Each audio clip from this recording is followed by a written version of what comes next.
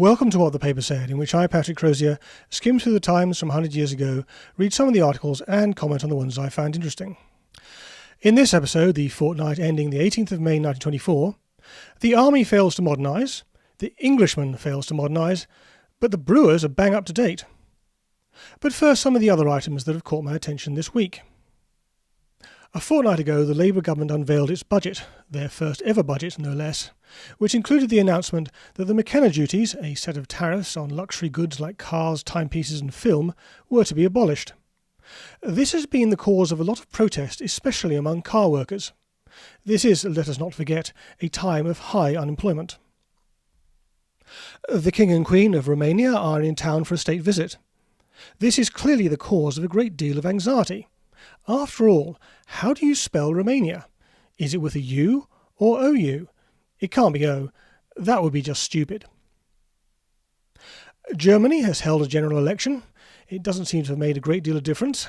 Hitler's bunch, currently known as the National Socialist Freedom Party, I kid you not, led by General Ludendorff, got about 6.5% of the vote. In the French general election, as far as we can tell anything, things have not gone well for Prime Minister Raymond Poincaré. Before the war, he was president, which these days is much more prestigious. But it wasn't in those days, under what was known as the Third Republic. Even so, Poincaré somehow managed to make himself preeminent. That was until Clemenceau came along. But Poincaré managed to make himself both de jure and de facto boss by becoming Prime Minister. Clearly the French voters are not so sure that's such a good idea. In the Japanese general election, lots of elections this fortnight, things have definitely not gone well for the ruling party, and it looks like there will be a change of government. There's a libel case in the courts. The plaintiff is one Michael O'Dwyer, who was accused by a Sir Sankaran Nair of being responsible for the Amritsar massacre of 1919. O'Dwyer, not to be confused with General Dyer, the military commander on the spot at the time, was the governor of the Punjab at the time. O'Dwyer will be assassinated by an Indian nationalist in 1940. In Parliament, a government bill to nationalise the mines has been defeated. Also defeated was a non-government bill to establish Scottish Home Rule. I will leave it to the listener to decide whether that was a good decision or not. In about 1920 or so, barriers were put up at the entrance to Downing Street. At the beginning of 1924 they were taken down. They may be beginning to question that decision, as this week an unemployed man took an iron bar to number 11, the Chancellor's residence, smashing several windows. The Liberal Member of Parliament for Oxford, Frank Grey, has been unseated after a court determined that his campaign had been engaged in corrupt practices. This is the second such case I've covered in What the Paper Said. See the 6th of May 1923 episode. I saw this in Monday the 5th's edition. Mr. Oswald Mosley, MP for Harrow, who recently joined the Labour Party, has been invited by the Birmingham Labour Executive of the Sparkbrook Division to contest the seat now held by Mr. Amory.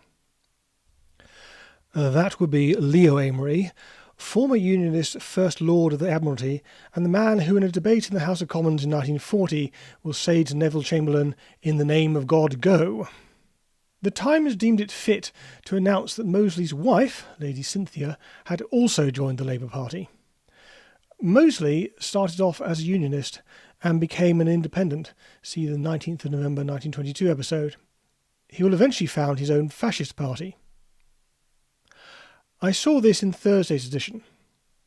The British government is understood to have informed the representative in London of the former Tsarist government that in its opinion the Soviet government appears to be entitled to possession of the former Russian embassy in Chesham Place. The Labour government bends over backwards to ingratiate itself with the Soviet Union without the slightest hint of reciprocation. E. Nesbitt, author of the children's books such as 5 Children and It, has died. A man has been arrested for selling used Gillette razor blades as new. Double-edged razor blades were a novelty in those days, and I'm going to guess that Gillette, King Camp Gillette no less, still had the exclusive patent. Actually he didn't. The patent expired in 1920. I saw this in Wednesday the 7th's edition. For the convenience of opera-goers, during the season at Covent Garden, the Underground have made arrangements that when the return traffic from the Opera House begins at night, all trains on the Piccadilly line will call at Covent Garden Station. In Thursday the 8th edition, there was an article on the motor transport used by the Wethered Brewery of Marlow. In the last 20 years, it has moved from horse to steam to petrol. It even talks of a live axle with the torque taken by the springs, which seems very technical for a mass-market newspaper. Wethered Brewery was long taken over, and insofar as it exists at all, is a part of Whitbread. Huddersfield have won the Football League. They were tied on points with Cardiff, but won on goal average. That's goals for divided by goals against. Perhaps more significantly, their triumph was masterminded by one Herbert Chapman, who will have further success with Huddersfield before having similar success with the Arsenal, as it was then known, who before he took over were perennial no-hopers. In the latest episode, I mentioned that Newcastle had won the FA Cup. This week, they were fined for fielding an understrength team in a league game shortly before the final. How things have changed. A few years ago, Wigan Athletic won the FA Cup, but were banned from celebrating because they had a crucial league game a few days later. In the end, they still got relegated. Insofar as Rosslyn Wemyss, Admiral Wemyss, Lord Wester Wemyss is known, it is as the British representative to the armistice negotiations in 1918. I would guess it was he who insisted that the Germans surrender all their U-boats and modern battleships. Anyway, he has published his memoirs. It turns out that as well as going into battle in a train carriage in the Compiègne forest, he also saw a bit of action in the Dardanelles. Now, for those of you who are not up to speed on that, it began with a purely seaborne attempt to sail up the Narrows to Istanbul. It was a fiasco. So I was just a bit surprised to read that Wemyss was at the time gung-ho for giving it another go. While we're on the subject of war, here's a question for you. How many servicemen returned to Britain after the war minus a limb? To help you, the population of Britain in 1914 was about 40 million. I understand that about 5 million men fought, and of those 750,000 died. In battle typically you would have 2 wounded men for every death. Got your answer? Well, if you guessed 30,000, well done. I got that from a letter to the Times on the subject of prosthetic limbs. It seems to me to be a very low number, but I've heard that number elsewhere, so I suspect it is accurate. So why so low? Is it because if you received a wound sufficient to remove a limb, you probably also received a mortal wound as well? Is it that wounds that remove limbs in themselves tend to be mortal wounds? Is there an alternative explanation? Let me know in the comments, as they say. Bit of a grim topic. On a less grim subject, this week I learnt that in those days tenancy agreements attracted stamp duty. In the 13th of April episode, I mentioned the conflict on how to spell tyre, as in the thing that goes on a wheel. I or Y. I felt that Y was winning out. This week in an advert for Avon tyres I saw Y being used, and couldn't remember seeing I being used for ages. Maybe I thought the conflict had been decisively resolved. No, tyre with an I appeared on the very same page. At the beginning of the Second World War, the British Army's tanks were, not to put too fine a point on it, rubbish. They weren't much cop at the end of the war either, for that matter. Worse still, the British Army had little idea how to make the best use of the tanks they did have. Historians often tend to put this down to lack of forward thinking. But in an editorial on what the Times calls mechanization, or mechanization as we would call it today, other more prosaic explanations are offered for British backwardness.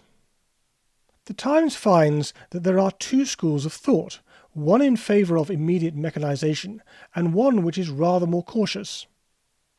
Those who belong to the first of these schools, in their anxiety to give to our diminutive army an increased mobility and a greater striking power, are apt to forget 2 important considerations which must be taken into account by the War Office.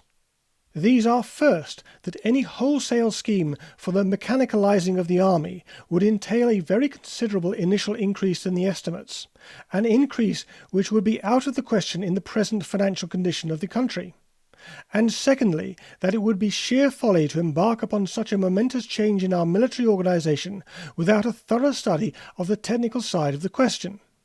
The too hasty adoption of some particular type of mechanical traction — it's not just tanks they're talking about, it's the whole logistics train — without a sufficient testing of the design would be of little value to the army, and might result in a wholly unnecessary charge upon the public purse.